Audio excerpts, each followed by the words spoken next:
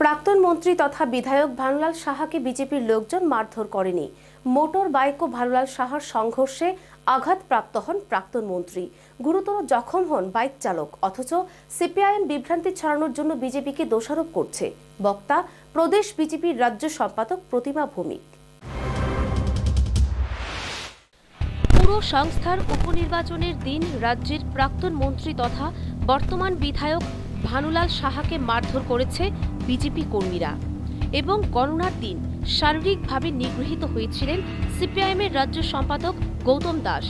এই অভিযোগের ভিত্তিতে সরব হয়েছিল বিরোধী দল সিপিআইএম। প্রাক্তন মন্ত্রী ভানুলাল সাহা ও রাজ্য সম্পাদক গৌতম দাসকে মারধরের ঘটনা প্রসঙ্গে বিজেপির রাজ্য সম্পাদিকা প্রতিমা ভৌমিক বলেন, ভানুলাল সাহাকে বিজেপির লোকজন মারধর করেনি। গত ২৭ ডিসেম্বর ভানুলাল সাহার গাড়ির সঙ্গে এক মোটর সাইকেলের সংঘর্ষ হয়। ভানুলাল সাহার গাড়ির ধাক্কায় রূপম চক্রবর্তী নামে এক বাইক চালক আহত হয়েছেন।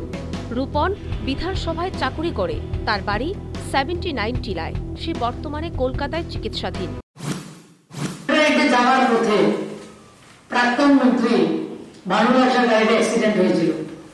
মানে কেউ অ্যাক্সিডেন্ট করেনি, বরং ওনার গাড়ি একটা মোটরসাইকেলকে অ্যাক্সিডেন্ট করেছে, আপনার ধাক্কা মেরেছে।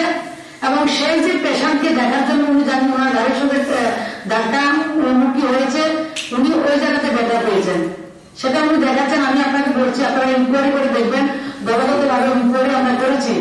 রূপম চক্রবর্তী নামেন 79 টিলার একটা ওই অ্যাসেম্বলিতে চাকরি করেন। সেই ছেলের মোটরসাইকেলকে অ্যাক্সিডেন্ট হয়েছে এবং ছেলেটা দুর্ভাগ্যক্রমে আগরতলাতেও নেই, তাকে রেফার করা হয়েছে আপনার কলকাতাতে।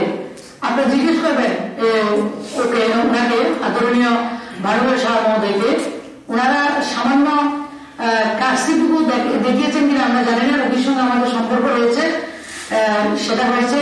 আর যদি বিশালগড়ে সিপিআইএম রাজ্য সম্পাদক গৌতম দাস আক্রান্ত হওয়ার প্রসঙ্গে প্রতিমা ভৌমিক বলেন, গৌতম দাস বিজেপির জয়ের খবর শুনে পালিয়ে যান, তাকে বিজেপির লোকজন মারধর করেনি।